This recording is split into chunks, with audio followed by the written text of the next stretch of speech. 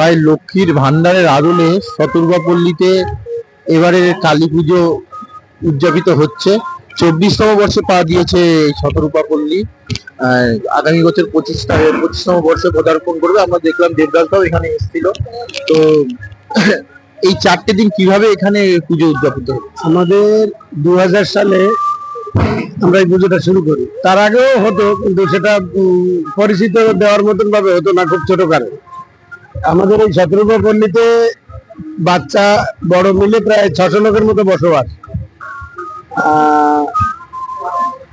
এরা দল বেঁধে যখন স্কুলে যায় তখন আশপাশের লোক জিজ্ঞেস করে, তোদের ওখানে পুজো হয়?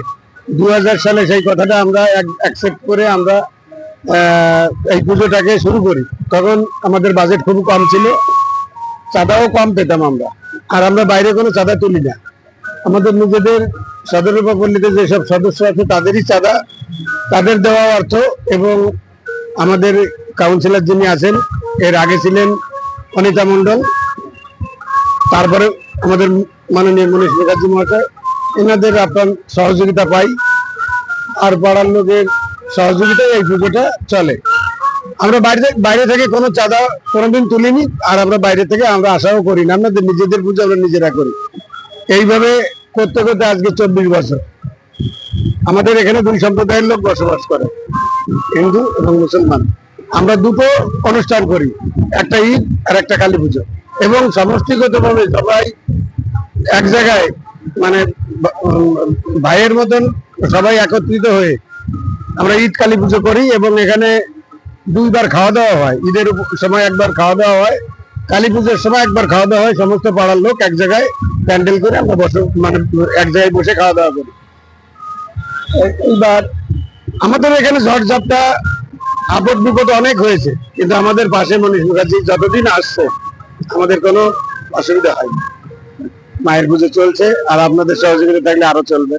একদমই তাই। সর্বধর্ম সমন্বয়ে শতরূপাপল্লী আস্তে আস্তে এগিয়ে চলেছে। 24 পেরিয়ে আগামী 25-এ পা দেবে। তো এই পরিবেশের জন্য বিশ্ব বাংলা টিভির পক্ষ থেকে সেরা পরিবেশে সংবাদ চ্যানেল যে আজকে আমাদের শতরূপাপল্লী পূজা কমিটির প্রাঙ্গণে এসছেন, আমি আন্তরিকভাবে পুরো টিমটাকে আমি ধন্যবাদ জানাই, এবং মায়ের কাছে প্রার্থনা করি, মা এই যে মহৎ উদ্দেশ্য নিয়ে এই দাদারা আমাদের পাশে এসে দাঁড়িয়েছেন এই বিশ্ব বাংলা চ্যানেলকে নিয়ে, এরা যেন মঙ্গলময় আপনার কৃপায় এরা অনেক বড় হয়, এবং এরা যেন আমাদের সাথে সবসময় থাকে। এটা মায়ের কাছে আমরা কামনা করি।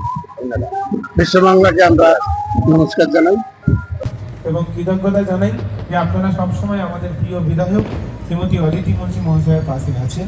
তার জন্য প্রত্যেককে আমার যারা বড় আছে আমি বিজয়ার প্রণাম জানাই।